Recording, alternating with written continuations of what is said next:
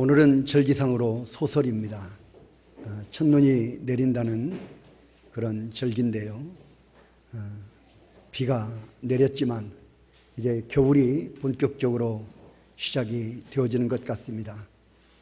또 겨울과 함께 이렇게 또 극성을 부리고 있는 질병으로부터 안전하게 우리 보호와 또 지킴을 받아서 남은 2020년 12월 한 달 동안도 계속해서 승리하는 우리 좋은 가족들 다 되어주시기를 주님의 이름으로 축원합니다. 여러분, 오늘 본문의 내용은 우리가 익히 잘 알고 있는 내용입니다.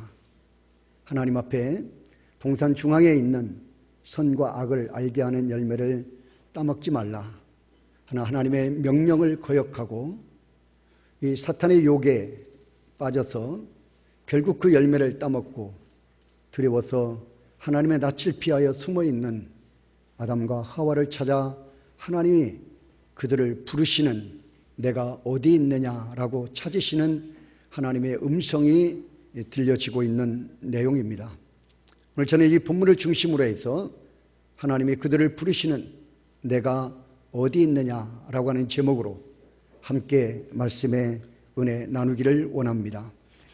인류의 모든 비극은 제 자리를 벗어나면서부터 시작됐습니다. 원래 인간은 하나님에 의해 창조되었기 때문에 하나님의 등에 엎여 있고 그리고 하나님의 품에 안겨 있을 때에만, 다시 말하면 주 안에서만 행복하고 주 안에서만 진정한 기쁨을 누릴 수 있도록 우리 인생은 그렇게 설계가 되어졌습니다. 그런데 인간은 그 자리를 벗어나고 말았다는 것입니다. 이탈의 원인이 무엇입니까? 그러니까 반드시 있어야 할 제 자리를 벗어나게 한 원인이 무엇인가 하는 것입니다. 그것은 우리가 익히 잘 아는 대로 어둠의 권세 잡은, 또 공중의 권세 잡은 그 사탄의 유혹에 넘어갔기 때문이다. 우리는 이러한 존재의 실체를 오판하는 경우들이 많이 있는데요, 오판의 경우는 우리가 두 가지 경우로 나타날 수가 있겠습니다. 첫째는 어둠의 존재인 사탄을, 마귀나 사탄을 우리가 너무 무시한다는 것입니다.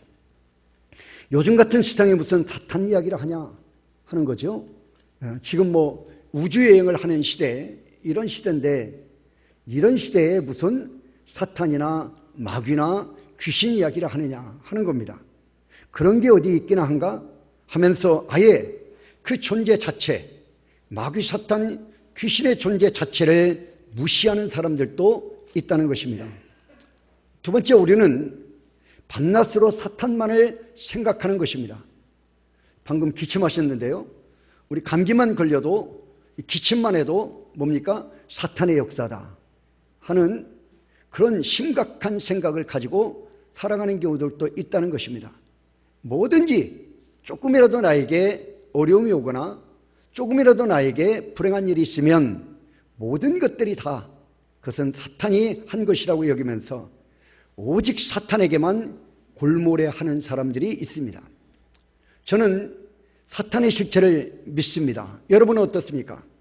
사탄을 믿는다는 게 아니라 사탄이 존재한다는 그 사실 자체를 믿는다는 것입니다.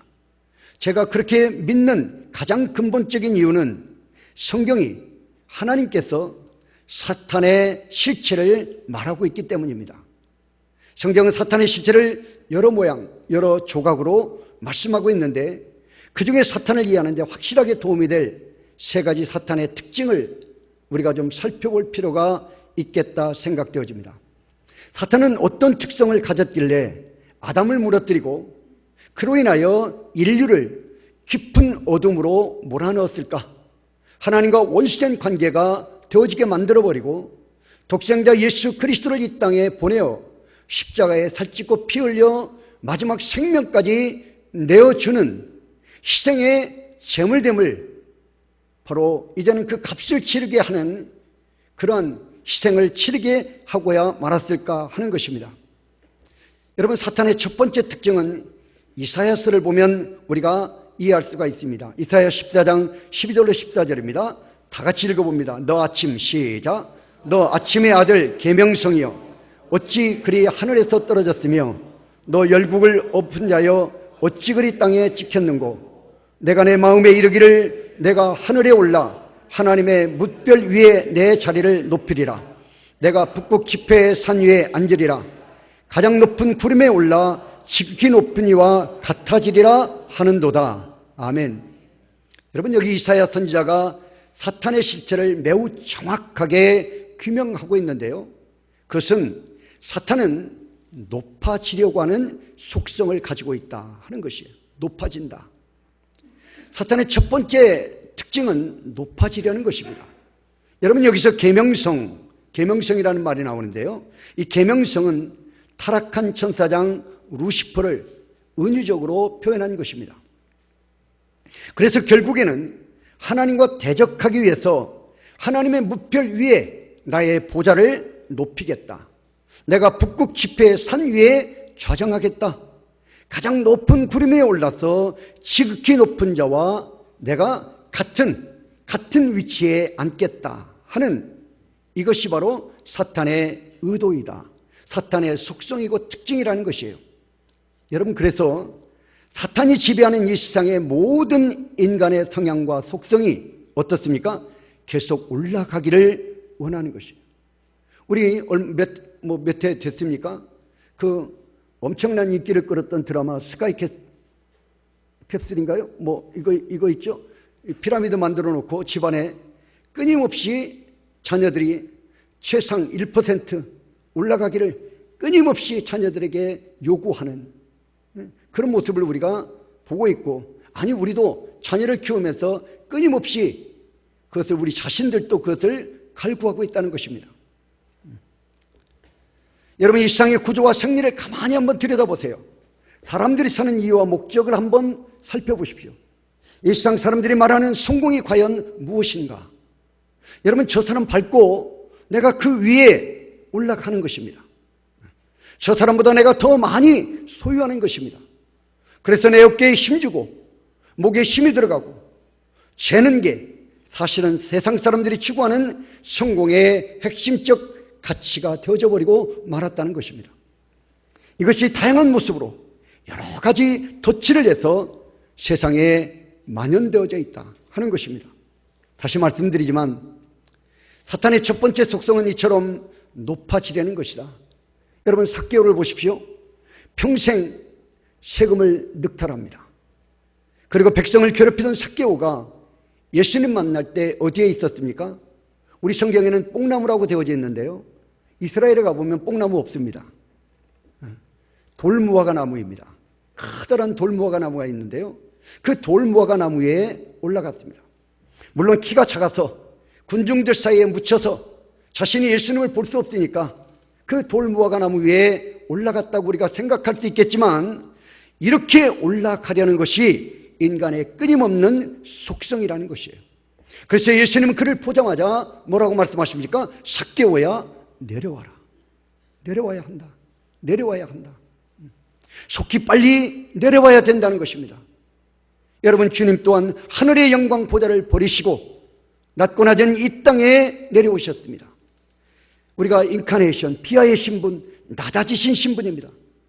그리고 우리에게 낮은 자리에 앉으라고 명령하신 것입니다. 기독교의 생리적 본질, 여러분, 이것은 낮은 데로 내려가는 것입니다. 하늘의 영광을 가지고 낮은 곳으로 내려가는 것입니다. 낮은 데로 흘러가는 것입니다. 여러분, 그런데 사탄은 끊임없이 높아지려는 것이에요. 끊임없이 높아집니다. 내가 최고다. 나는 최고가 될 거야. 여러분, 이것은 성경의 교만이라고 말하고 있습니다. 요한복음 8장 44절입니다. 다시 한번 다 같이 읽어보겠습니다. 너희는 시작. 너희는 너희 아비 마귀에게서 났으니 너희 아비의 욕심대로 너희도 행하고자 하느니라. 그는 처음부터 살인한 자요, 진리가 그 속에 없으므로 진리에 서지 못하고 거짓을 말할 때마다 제 것으로 말하나니 이는 그가 거짓말쟁이요 거짓의 아비가 되었느니라. 아멘.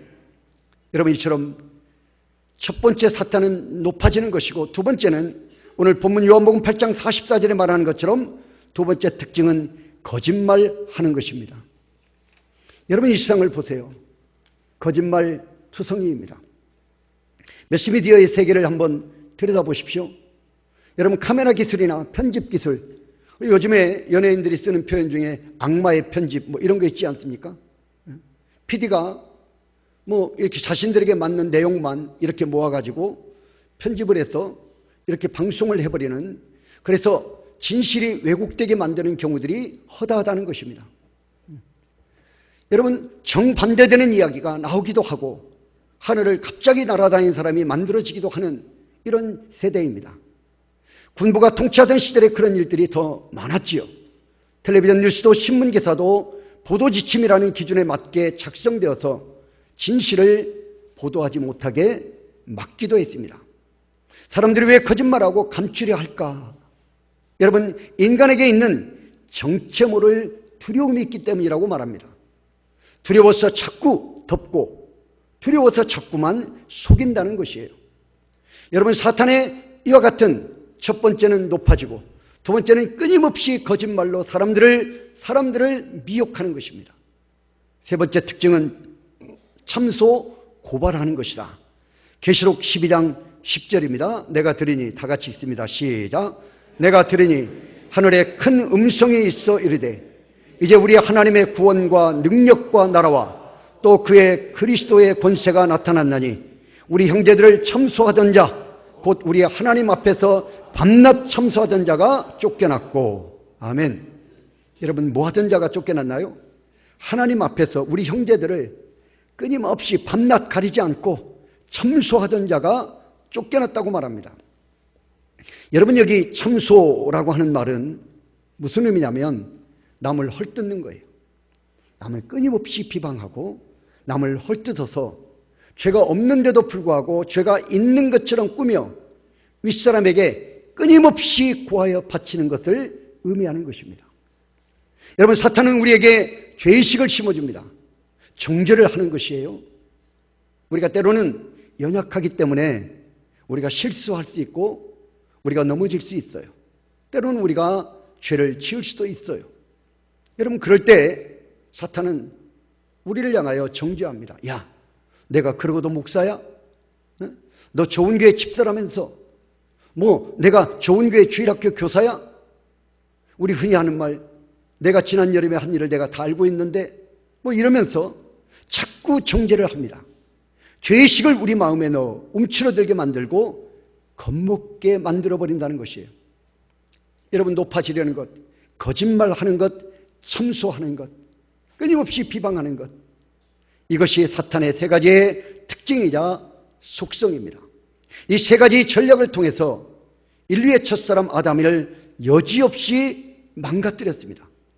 아담이 그만 그 유혹에 넘어가 버리고 만 것입니다. 여러분, 그때 아담에게 제일 먼저 찾아온 것이 무엇입니까? 하나님과의 분리입니다. 하나님과의 관계가 분리되어지는 것, 자녀의 관계에서 이제는 하나님 앞에 멸망과 진노와 저주를 받을 대상으로 이제는 완전히 분리되어져 버린 것입니다. 하나님을 피해 숨고 하나님을 떠나는 것입니다.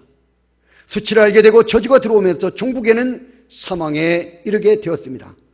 창세기 3장 7절, 이에 그들이 눈이 밝아져 자기들이 벗은 줄 알고 무화과나무 잎을 엮고 치마를 삼았더라고 했습니다. 여러분, 벗은 줄 알았다. 부끄러운 수치를 그들이 깨달았다는 것입니다. 그리고 그들이 다급하게 내린 처방은 무화과 나뭇잎으로 수치스러운 부분을 가리는 것이었다고 했습니다. 그런데 무화과 나뭇잎으로 여러분, 수치스러운 부분을 가리는 것은 영원한 처방이 될 수가 없는 것입니다. 영구한 처방이 아닙니다. 햇빛에 말라 부서지는 일시적 처방이었습니다. 나중에 하나님은 아담에게 가죽옷을 지어 입혔죠. 여러분, 가죽옷은 어떤 짐승의 희생을 전제로 하기에 앞으로 오실 예수 그리스도의 죽음을 암시하는 대목이라고 할 것입니다. 다시 말하면 주님만이 우리의 부끄러움과 주님만이 우리의 수치를 완전하게 영원하도록 진정하게 가려줄 수 있다. 할렐루야. 예수 그리스도만이. 아담을 향한 하나님의 질문, 아담아, 내가 어디 있느냐? 여러분, 이 질문은 하나님이 그를 찾아서 끌어내서 너 죄를 지었으니 너는 징계를 받아야 돼. 하나님의 책망과 징계를 위한 목적이 아니라 아담아 내가 어디 있느냐. 오늘 이 여호와의 낯을 피하여 숨어있는 두려움에 떨고 있는 아담을 부르시는 하나님의 이 음성은 재생과 회복과 소망을 전제로 질문하시는 것입니다. 하나님이 숨어 떨고 있는 아담을 찾아오셨어요. 그리고 물었던 질문은 참으로 의미 깊은 것입니다. 아담아, 내가 어디 있느냐? 이 질문은 또한 우리 마음속 깊은 곳을 들여다볼 수 있는, 우리에게 어디 있느냐고 물으시는 하나님의 음성이 되어져야 할 것입니다. 내가 어디 있느냐? 라는 이 하나님의 질문은 회복과 소망을 전제로 하고 있다. 하나님의 아담이 어떤 상태인가? 어디에 숨어 있는지 하나님이 몰라서 물으신 것일까? 저는 그렇게 생각하지 않습니다. 하나님이 아담에게 내가 지금 어떤 상태인지를 알려준과 동시에, 그리고 거기에 서 있어서는 안 되니, 거기에 숨어 있어서는 안 되니, 거기에 머물러 있어서는 안 되니 다시 여호와의 품으로 돌아오라고 말씀하고 있는 것이 아닐까. 성도 여러분, 그렇습니다. 아담아, 내가 어디 있느냐 부르시는 이 하나님의 질문은, 아담, 너 지금 있는 그 자리는 내가 있어야 할 자리가 아니라는 것이에요. 내가 지금 그곳에 있는 그 자리는 내가 있어야 될 자리가 아니니, 내가 있어야 할 본래의 그 자리, 여호와 하나님의 품으로 다시 돌아와야 한다는 것이에요. 하나님의 말씀이 있고 예배가 있고 찬양이 있고, 그리고 하나님의 은혜가 임하는 그곳으로 다시 돌아와야 한다는 것이에요. 여호와의 낯을 볼 수 없는 자리에서 여호와의 낯을 언제든지 볼 수 있는 그 자리로 돌아와야 한다는 것입니다. 재생과 회복과 소망을 전제로 한 질문이었다는 것입니다. 하나님, 잘못했습니다. 제가 잠깐 눈이 멀어서 실수를 했습니다. 용서해 주십시오. 다 저의 불찰입니다. 저의 믿음 약함, 저의 믿음의 부족함 때문입니다. 만일에 아담이 이렇게 대답했다면 인류의 역사는 달라졌을 것이다. 하지만 아담은 그러지 않았습니다. 창세기 3장 10절입니다. 다 같이 읽어봅니다. 시작. 이르되 내가 동산에서 하나님의 소리를 듣고 내가 벗었으므로 두려워하여 숨었나이다. 아멘. 여러분, 제자리를 이탈한 아담, 모든 인류의 비극은 여기에서 시작되었습니다. 군인이 제 자리를 벗어나는 것을 뭐라고 합니까? 우리 탈령이라고 합니다. 탈령병. 특별히 군에서 엄하게 다루는 죄가 두 가지가 있는데요. 하나는 명령불복종입니다. 군대에서 명령의 그 질서가 세워지지 않으면 군대가 될 수가 없습니다. 명령불복종과 두 번째는 탈령입니다. 전쟁령의 탈령은 군형법 제30조에 의해서 10년 이상 무기 또는 직결처분, 사형도 시킬 수 있다는 것이에요. 그 자리에서, 전쟁 중에는. 그만큼 군인들의 근무 이탈, 자신에게 주어진 위치를 떠나버리는 것, 이것은 굉장히 무서운 죄로 여기고 있다는 것입니다. 우리 군대 갔다 오신 분들 이런 말 정말 귀가 따갑게 들으셨을 것인데요. 작전에 실패한 병사는 용서해도 경계에 실패한 병사는 용서할 수 없다. 작전에 실패할 수도 있어요. 상대가 있기 때문에. 그러나 경계, 내가 내 자리를 굳건히 지키는 경계에 실패한 병사는 용서할 수가 없다 하는 말입니다. 여러분, 경계병은 반드시 그 자리를 지키는 것, 그것이 경계병의 생명과도 같은 책무인 것입니다. 전 부대원의 생명을 책임지고 있는 자리이기 때문입니다. 여기 아담이 그 경계병의 위치에 있었습니다. 그런데 아담은 있어야 할 자리에 이탈하고 말았다는 것이, 바로 이 사탄의 유혹에 넘어가서 하나님의 말씀을 버리고 결국은 그와 같은 자신에게 주어진 하나님의 백성으로서의 위치를 그는 떠나버리고 말았다. 내가 지금 어디 있느냐 하고 하나님이 우리에게 질문하신다면, 지금 누군가는 그 자리에 있어서는 안 되고 누군가는 그 상태에 있어서는 안 됩니다. 예배를 떠난 자리, 교회를 떠난 자리, 기도를 떠난 자리, 찬양을 떠난 자리, 사명을 떠난 자리, 거룩한 영성을 떠난 자리, 예수 그리스도를 떠난 자리, 여러분 그 자리에서 빨리 도망쳐 나와야 한다는 것이에요. 벗어나야 한다는 것이에요. 왜 그렇습니까? 그렇지 않으면 우리의 영이 죽기 때문입니다. 반드시 죽게 됩니다.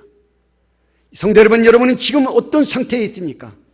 사탄의 소리가 더 크게, 더 귀하게, 더 가치 있게 들리는 곳은 아닙니까? 우리가 머무는 장소들이 사탄의 소리가 더 크게 들리고, 더 감미롭게 들리고, 더 유익되게 들리고, 더 강하게 들리는 그런 곳에 우리가 지금 자리를 펴고 있는 것은 아닌가? 인본주의라는 내 생각, 내 판단, 내 지식에 더 큰 의미를 두고 있는 것은 아닌가? 세속주의라는 세상의 것이 더 좋으니 영적인 하나님의 품에 안기는 삶은 나는 더 이상 필요치 않다는 그런 곳에 우리가 머물러 있는 것은 아닌가 하는 것입니다. 여러분 그 자리에 있다면 오늘 우리는 하나님의 아담아 내가 어디 있느냐 하는 하나님의 음성을 들어야 될 줄로 믿습니다. 그리고 그 자리에서 빨리 도망쳐 나와야 합니다. 빨리 벗어나야 합니다. 그렇지 않으면 죽기 때문입니다. 반드시 죽습니다. 여러분 하나님은 오늘 나를 살리기 위해 찾아오셨습니다. 우리를 살리기 위해 찾아오셨습니다. 우리를 살리기 위하여 독생자 예수 그리스도를 보내어 주셨고 성령 하나님을 보내어 주셨고 우리에게 영원한 하나님의 말씀을 주신 하나님, 오늘 우리에게 말씀으로도 다시 찾아오셔서 내가 어디 있느냐라고 묻고 계시는 것입니다. 우리를 살리기 위한 질문입니다. 내가 어디 있느냐라는 하나님의 질문에 아담이 대답합니다. 내가 벗었으므로 두려워하여 숨었나이다. 벗었다, 두려워했다, 숨었다. 여러분 이 대답에 담긴 아담의 태도와 증상을 우리가 좀 살펴볼 필요가 있겠습니다.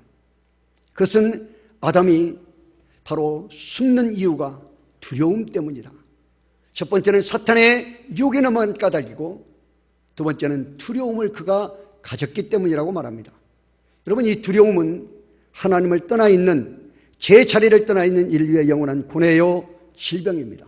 반드시 하나님 떠나면 우리 인생은 여러분 흑인이든 백인이든 그리고 우리 황색인이든 누구든 간에 하나님을 떠난 인생은 반드시 무엇의 포로가 되느냐? 두려움의 포로가 될 수밖에 없다는 것이에요. 이게 성경이 말하는 인생의 실존입니다. 여러분 인간의 근본적 불행은 두려움에 있다. 괴테가 말했습니다. 여러분 길거리에서 사람을 보고 짖는 개도 두려워서 짖는다고 합니다.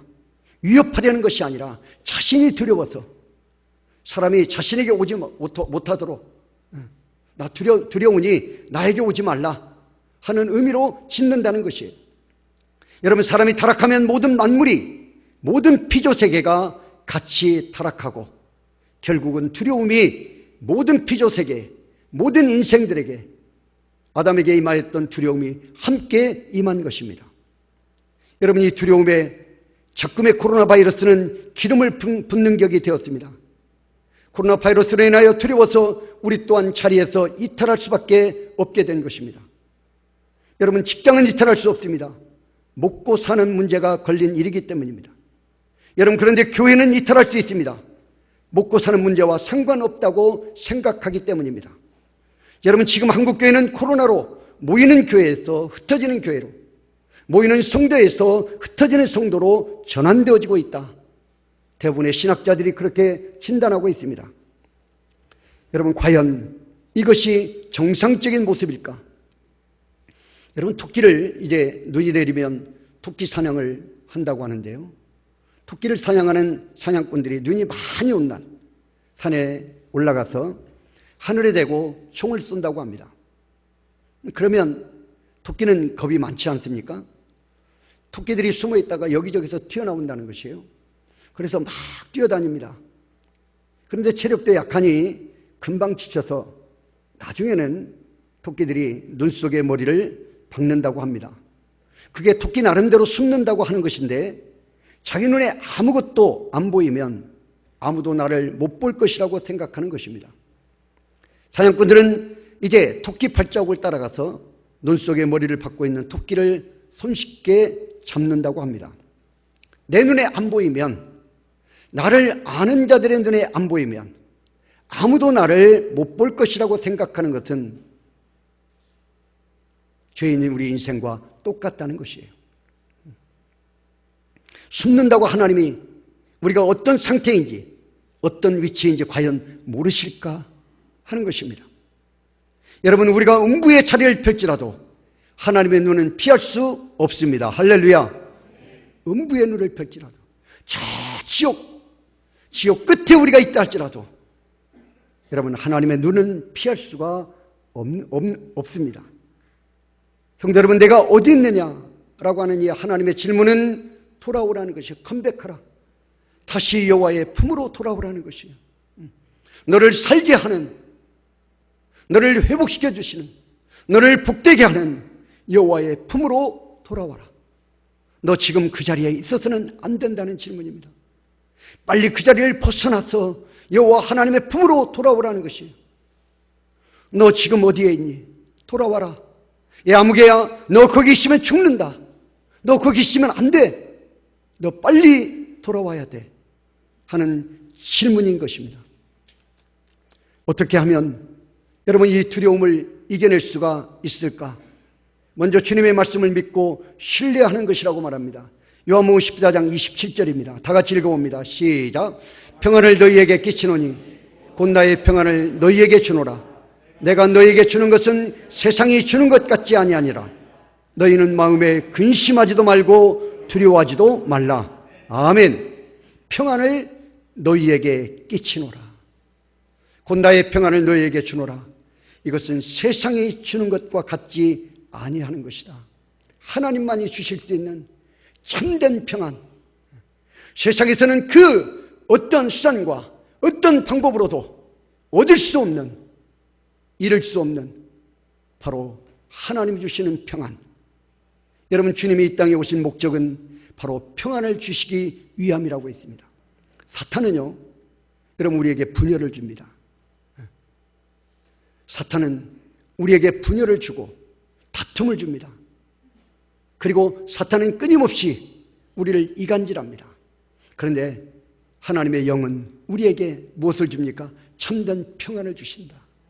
믿기를 축원합니다. 인류가 하나님을 떠난 순간부터 잃어버린 평안을 회복시켜 주시기 위해서 예수 그리스도를 이 땅에 보내주셨다 하는 것입니다. 여러분, 다음으로 두려움을 이길 수 있는 방법은 전도서 4장 12절입니다. 다 같이 읽어봅니다. 한 사람이면 시작. 한 사람이면 패하겠거니와 두 사람이면 능히 당하나니 삼겹줄은 끊어지지 아니하느니라. 아멘. 여러분, 태풍이 불면 항구에 배들이 다 몰려듭니다. 그렇죠? 바다에 있으면 뭐 금방 파손하니까 항구로 모든 배들이 다 몰려듭니다. 여러분, 그러면 어떻게 합니까? 그 태풍을 이겨내기 위해서 먼저 육지에 먼저 굵은 동아줄로, 밧줄로 연결을 해서 이제 붙들어 맵니다. 그리고 모든 배들이 뭐 100척이면 100척, 200척이면 200척, 뭐 300척이면 300척, 그 항구에 있는 모든 배들끼리 서로가 서로를 굳게 아주 단단한 밧줄로 연결을 하는 것입니다. 수백 척의 배가 그렇게 한 몸처럼 연결되어 있으면 태풍도 견뎌낼 수 있게 되더라 하는 것입니다. 여러분, 교회도 성도도 마찬가지입니다. 현재 코로나 바이러스는 우리를 흩어지게 하고 있습니다. 사람과 사람과의 관계를 단절시키고 있습니다. 그 여파는 교회에도 우리의 믿음 생활에도 그대로 영향을 주고 있다는 사실입니다. 토끼 사냥꾼들은 눈이 많이 오는 날 이렇게 총을 쏘아서 이렇게 두려움과 공포에 빠지게 해서 이제는 그 사냥을 하듯이 마귀 사탄은 지금 어떻게 보면 코로나 바이러스라고 하는 이러한 공포를 우리에게 주어서 우리로 하여금 숨게 만들고 하나님을 떠나게 만들고 교회를 떠나고 예배를 떠나 그리고 우리 안에 있는 참된 평안을 우리가 누리지 못하도록 그렇게 우리를 미혹시키고 있다는 것이에요. 여러분, 이럴 때 우리가 이겨낼 수 있는 방법은 삼겹줄이 되어져야 한다는 것입니다. 삼겹줄로 묶여져야 한다는 것이에요. 질병의 두려움은 우리를 흩어지게 합니다. 이런 때 우리는 여러분 지혜롭게 대처해야 합니다. 태풍 만난 항구의 배들처럼 교회는 더욱더 개혁주의 신앙으로, 말씀 중심의 신앙으로, 예수 중심의 신앙으로, 예배 중심의 신앙으로, 교회 중심의 신앙으로 묶여 있어야 합니다. 교회가 먼저 이렇게 묶여 있고, 그리고 목사를 위시하여 우리 장로님들, 안수 집사님들, 권사님들, 그리고 우리 모든 서리 집사님들, 그리고 모든 성도들, 여러분 남전대, 여전대 회장들과 임원들과 회원들이 여러분 서로 묶여 있는 것입니다. 구역의 목자와 구역 식구들이 함께 묶여 있는 것입니다. 우리 주일학교는 교사와 반 어린이들이 함께 믿음의 줄로 꽁꽁 묶여 있는 것입니다. 한 겹은 쉽게 끊어질 수 있지만 삼겹줄은 쉽게 끊어지지 아니한다. 할렐루야. 우리가 굳게 묶여 있는 것입니다. 기도로 함께 구역 식구들이 묶여 있는 것이에요. 교회 성도들이 함께 기도로 하나님 앞에 묶여 있는 것이에요. 예배로, 믿음으로, 말씀으로 함께 묶여 있을 때 여러분 우리는 코로나 바이러스라고 하는 이 태풍과도 같은 고난도 이겨내고 넉넉히 이겨내는 승리의 삶을 살게 될 줄로 믿습니다. 뭉치면 살고 흩어지면 죽는다라는 말도 있지 않습니까? 여러분 지금 우리는 그 어느 때보다도 우리가 믿음으로 하나 되어져 뭉쳐야 될 때이다 믿기를 축원합니다. 미국의 9.11 테러 당시를 경험했던 분들의 소감이 정말 말씀을 준비하면서 저에게 와 닿았습니다. 미국이 공격당하고 있다, 이것은 실제 상황이다 하는 그런 소식이 전해지자 잠시 후에 수천 명의 사람이 그 무역 빌딩에서 그 무너진 그 쌍둥이 빌딩을 박차고 달려나왔다는 것이에요. 앞만 보고 무조건 달렸다는 것이에요. 앞만 보고 살기 위해서. 저는 이 소식을 들으면서 우리 믿는 사람들에게도 그 어느 때보다도 지금 그런 긴박성이 있어야 되지 않느냐 하는 생각입니다. 살기 위해 있는 힘껏 뒤돌아보지 말고, 머물렀던 자리 미련 갖지 말고, 그곳에 있으면 죽는다는 각오를 가지고 내가 이곳을 떠나지 않으면 나는 죽는다는 생각을 갖고 긴박성을 갖고 우리는 하나님의 품을 향하여 달려나와야 한다는 것입니다. 내가 영원히 사느냐 영원히 죽느냐 하는 문제를 다루는 문제입니다. 그러니 뛰는 수밖에 없는 것이에요. 그러니 달리는 수밖에 없는 것이에요. 그러니 뒤를 돌아볼 겨를이 없는 것이에요. 마귀 사탄의 유혹에 붙잡혀 있을 이유가 없는 것이에요. 아담아, 내가 어디 있느냐? 아무개 성도야, 아무개 자녀야, 너 지금 어디 있느냐? 그 자리에 있으면 너 죽어. 안 돼. 빨리 뛰어. 달려나와. 나 여호와의 품에 안기는 자가 되어져야 해. 우리는 이 안타까운 하나님의 외침을 들어야 할 때입니다. 부정한 자리에 앉지 마십시오. 부정한 것 만지지 마십시오. 말씀의 허기를 잃어버린 내 영혼을 위해 그 어느 때보다도 우리가 기도해야 합니다. 하나님, 내 영혼을 긍휼히 여겨주시고 말씀의 허기가 내 속에서 다시 회복되어지게 하시옵소서. 이 공포와 두려움, 사탄의 유혹 다 이겨내고 다시 여호와의 품에 안기는, 그래서 더 이상 하나님이 나를 찾으실 필요가 없는, 하나님, 나는 하나님의 품에 안겨있는 자입니다 하는 우리의 자리를 굳게 지키는 삶이 되어져야 한다는 것입니다. 두려움이라는 공포에 흩어짐을 강조하는 사회에 편승하여 너무도 쉽게 예배를 떠나고 교회를 떠나고 이제 심령을, 그런 모든 우리의 연약한 심령들을 회개하고 그 자리를 벗어나 주님 품으로 달려 나오는 우리 좋은 가족 되어주시기를 주님의 이름으로 축원합니다. 지난 10개월에 여러 시행착오를 경험했으니 이제 연말 우리의 신앙을 온전하게 회복시킬 기회라 생각됩니다. 주님 주시는 평안을 의지하고 내가 어디 있느냐라는 주님의 질문에 부끄럽지 아니하는 우리 좋은 가족 다 되어주시기를 주님의 이름으로 축원합니다.